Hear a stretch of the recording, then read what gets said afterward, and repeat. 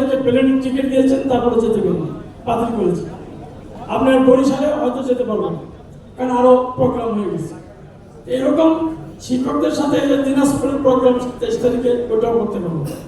এরকম সব জায়গায় আমাদের শিক্ষকদের সাথে যে প্রোগ্রামটা থাকে আমাদের রমজান মাসে, এটা করতে পারি শুধু একটা কেন্দ্রীয় প্রোগ্রামে উপস্থিত হয়েছে। এটার পরে আমরা এপ্রিল মাস থেকে আরো বেশি ব্যস্ত। তবুও এপ্রিল মেতে আমি চাই যে আপনারা যদি জেলাগুলি করেন, সেই জেলাগুলিতে উপস্থিত থাকার চেষ্টা করবেন। এরপরে গেলে কিন্তু আমরা পাবো। এবং বিএনপি ক্ষমতা না আসলে আপনাদের কোনো দাবি করবে না। তো বিএনপি ক্ষমতা আসতে হলে আপনাদেরকে কাজ করতে হবে। এখন গাপটি মেরে বসে থাকতে হবে না, ভয়ের কোনো কারণ নেই। কারণ আগামী 100 বছরে আওয়ামী লীগ দেশে আসবে। যেহেতু আপনার ভয়ের কারণ কি? ভয়ের তো কোনো কারণ না, আপনি চাকরি খেতে পারবেন, আপনার চাকরি খেতে পারবেন না। এখন তো আমরা প্রভাব বিস্তার করতেছি, কিছু কম বেশি করতেছি। তো সুতরাং যদি ক্ষমতায় আসি, ইনশাআল্লাহ আপনাদের যে সমস্ত সমস্যাগুলো, সেই সমস্যাগুলি দূর করা হবে। এবং আমরা আশাবাদী ডিসেম্বরে নির্বাচন হবে, কোনো ষড়যন্ত্র নির্বাচনকে থামিয়ে রাখতে পারবে না। একটা মৌলবাদী গোষ্ঠী বহু ষড়যন্ত্র চেষ্টা করছেন, একটা ছোট্ট রাজনৈতিক দল যাদের গ্রাসরুট লেভেলে কোনো বেস যাদের নাই, সুতরাং তারা একটা ষড়যন্ত্র করছে কিছু সমন্বয়কারীদের নিয়ে।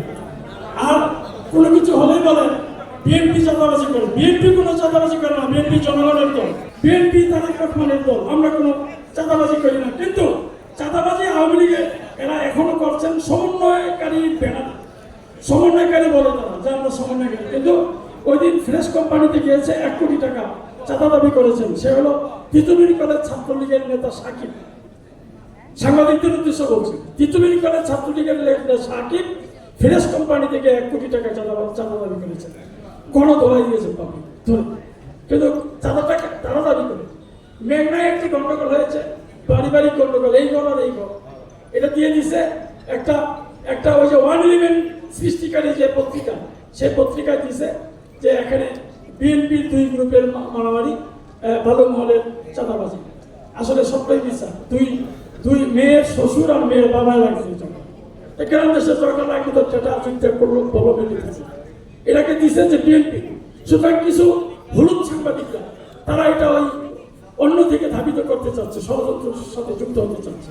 এদেশের জনগণ এরা বুঝতে পেরেছে, সুতরাং তারা ষড়যন্ত্রে পা দিবে না।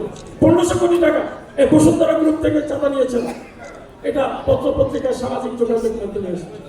400 কোটি টাকা যে বই আমাদের নদী ছাত্রছাত্রীদেরকে দিতে পারছে না, 400 কোটি টাকা এখান থেকে চাঁদা নেওয়া হয়েছে। এখন বই দিতে পারেন এখন পর্যন্ত। এটা কারা করেছেন? এটা যে কিংস পার্টি, কিংস পার্টির লোকদের নাম আসতেছে।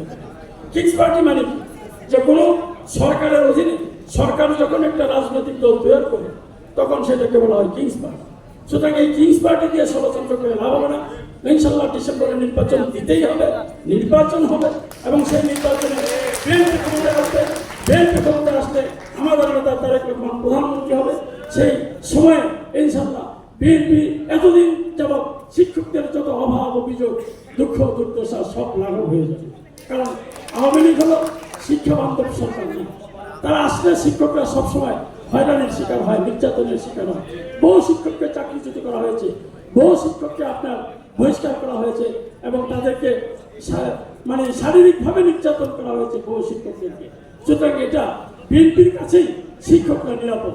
এখন যত কিছু আপনাদের শিক্ষকদের এই পর্যন্ত দাবি দেওয়া পূরণ হয়েছে, তা একমাত্র শিক্ষকদের দাবি পূরণ হয়েছে বেগম খালেদা জিয়ার মাধ্যমে, শহীদ প্রেসিডেন্ট জিয়াউর রহমানের মাধ্যমে।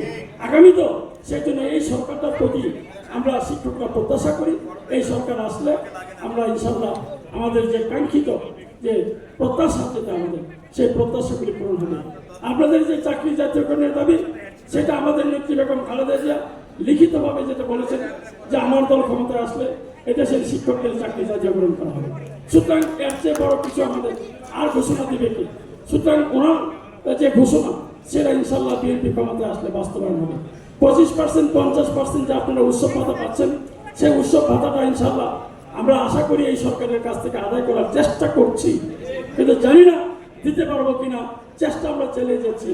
আপনারা, আমি যেটা প্রথম প্রাথমিক পত্রিকা বলেছি, আপনারা সাকসেসফুল হয়েছেন, কারণ আমরা এই যে আওয়ামী লীগের প্রেতাত্ম একজন ডিজি করা হয়েছিল, সেই ডিজিকে আমরা বাধ্য করেছি এখান থেকে প্রত্যাহার করে নিয়ে যাওয়া। আমরা বাধ্য করেছি শিক্ষা মন্ত্রণালয়ের যুগ্ম সচিব নুরুজ্জামানকে শিক্ষা মন্ত্রণালয় থেকে প্রত্যাহার করার জন্য। কারণ এই শিক্ষা মন্ত্রণালয়ের নুরুজ্জামান বহু অপকর্মের হোতা। সে সমস্ত এবং যশোর বোর্ডের সবগুলি নিয়োগ দিয়েছেন একটা রাজনৈতিক দলের তার আত্মীয় স্বজনকে সেখানে নিয়োগ দেওয়া হয়েছিল।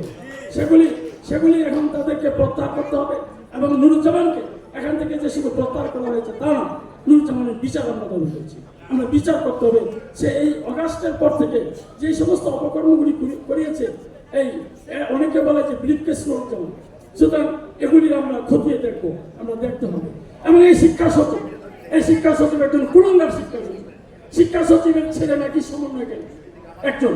এখন বলছেন যে সেলিম মিয়া সাহেবেরা শিক্ষকরা আমাকে কি করতে পারবে, এখনো আছে। ও চেয়ারে থাকতে পারবে না, ও চেয়ারে থাকে এই শিক্ষা সচিবকে আগামী 72 ঘন্টার ভিতরে পদত্যাগ করার জন্য আমরা দাবি জানাচ্ছি, নতুবা তাকে সরকারের কাছে দাবি জানাচ্ছি তাকে প্রত্যাহার করে নিতে হবে শিক্ষা মন্ত্রণালয়। এখানে শিক্ষা মন্ত্রণালয় যে সাবেক